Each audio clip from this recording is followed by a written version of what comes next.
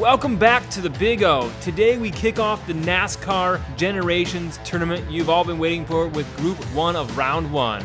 First up, driving for Variant Skunkworks in the number 4 shoebox. It's Variant Senior. Did you say shoebox? What's next, wrapping paper on the track? It's a classic, Ned. Just focus on the racing. I'm just saying, if this turns into an unboxing, I called it.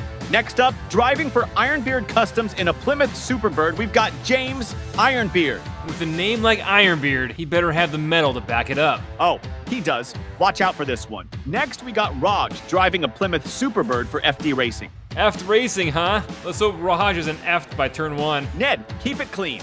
Next on the track, Rusty King driving for HSL Motorsports, driving a 71 Dodge Challenger. Rusty King in a rusty car? At least he's on brand. Don't let the looks fool you. Next up, we have Mac Tar driving a NASCAR Camaro for Cloaked After Dark Racing. Wowzers! That's the prettiest Camaro I've ever seen. And finally, we've got Lone Star driving for Live Young Diecast. All right, folks, buckle up. These cars are about to rip through 2 full laps around the Big O. This track's seen some action, and tonight's no different. We go green on lap number 1, and Mac Tar is in the pole position. Variant Senior behind him. James Ironbeard on the outside. James Ironbeard from the outside finds his way to the inside. Mac Tar checks sideways, loses control a little bit, and James Ironbeard is able to capitalize, taking the inside and flying down the track for a victory in race number 1. Followed by Variant Senior in second, and a close call for third, fourth, and fifth, and Lone Star trickling in for last. Let's hop over and check out the official Tiny Track Cars instant replay. Here we go, Mac Tar in the pole position, but look at James Ironbeard. He squeezes into second from the outside lane, taking full advantage. And here's the moment. Mac Tar loses control just for a second, and Ironbeard seizes the opportunity with that incredible inside pass. Now that's how you take the lead and win a race.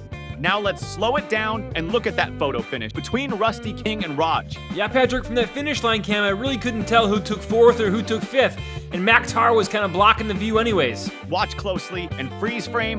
There it is. Rusty King by mere inches. What a finish. That was quite the finish. What a way to kick off the NASCAR Generations Tournament. Here's our new camera on turn 1 to check out what might have happened to Lone Star.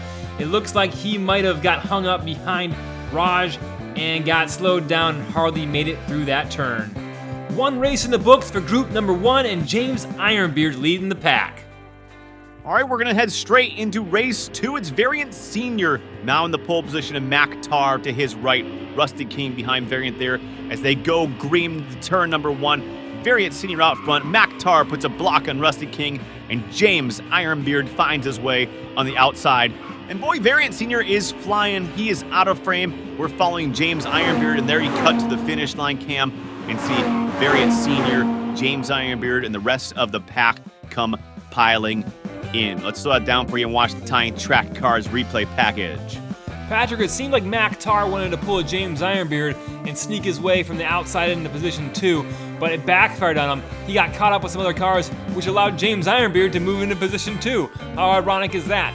There you see Variant Senior crossing first place, James Ironbeard, Mac Tar, Rusty King, Lone Star, and Raj coming in for last place. Tied for first place, we have Variant Senior and James Ironbeard with 11 points going into the third race. Don't mind that line that was missing from the scorecard. We will fix that in the next race, I promise you.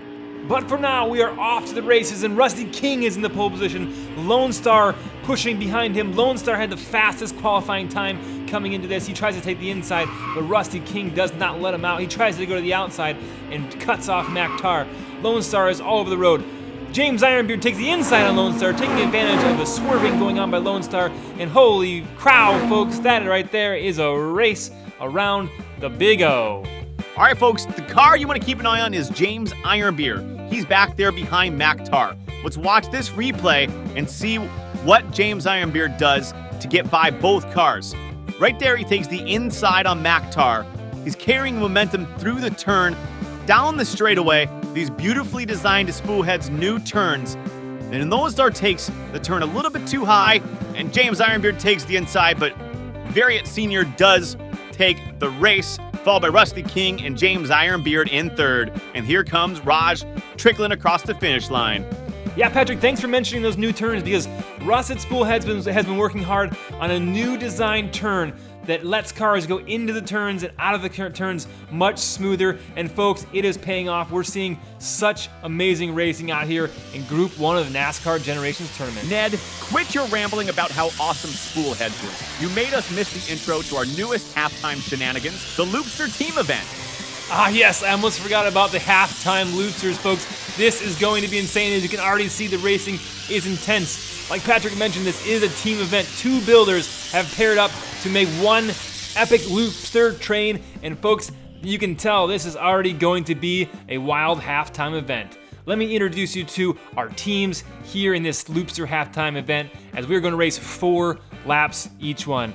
The winner of that last one with that blue and red cars is Team Crazy Star. And folks, that is Lone Star and Crazy Canuck paired together in one crazy loopster mobile.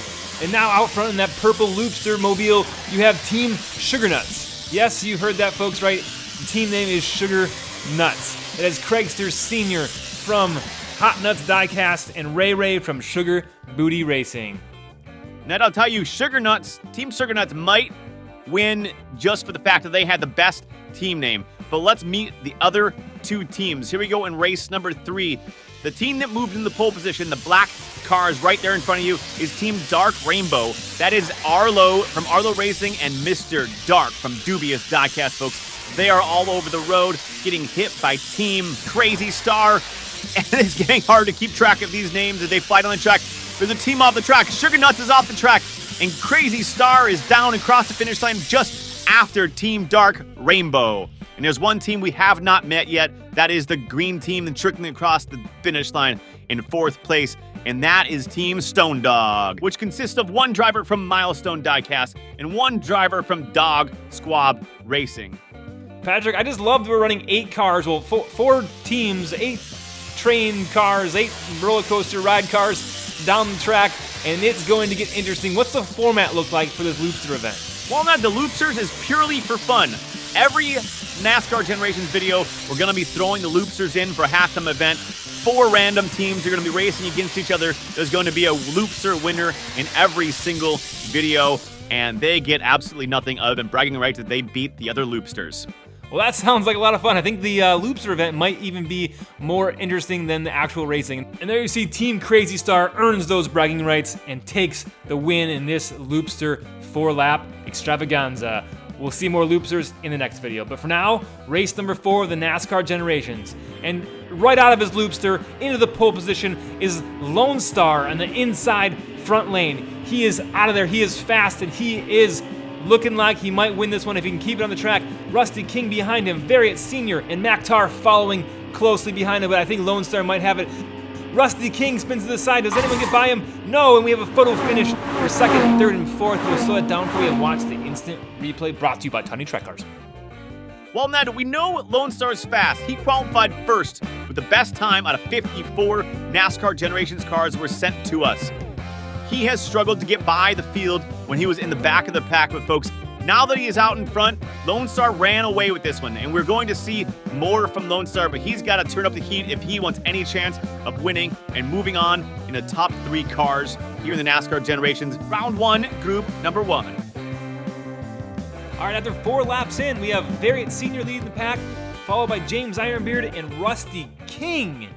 Folks, if you didn't know, this is qualifying drivers 1, 2, 3, and 46, 47, and 48. So Rusty King was actually in that 46, 47, 48, and he is putting up some numbers here in this race. Can a driver that qualified in the high 40s compete with the drivers that qualified 1, 2, and 3? It looks like he can as he's out there putting on a show, but Lone Star runs away with another victory, putting 6 more points on the board. And boy, let me tell you, he's gonna need every single one of them.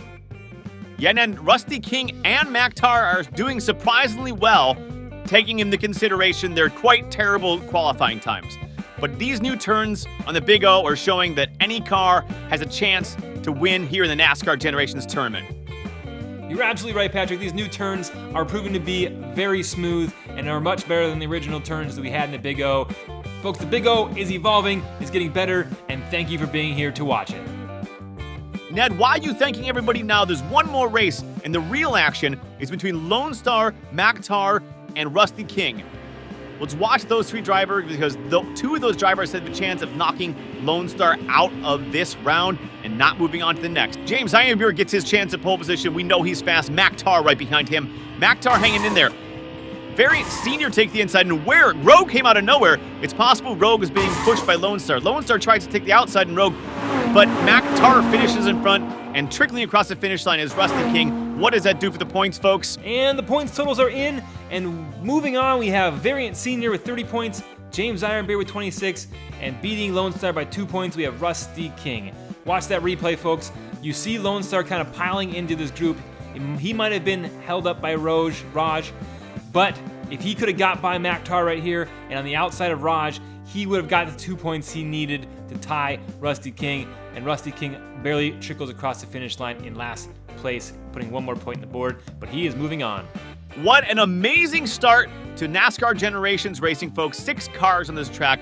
Thank you so much for joining us. We'll see you in the next video. Until then, stay tuned, stay passionate, and get ready for more exciting moments on the track.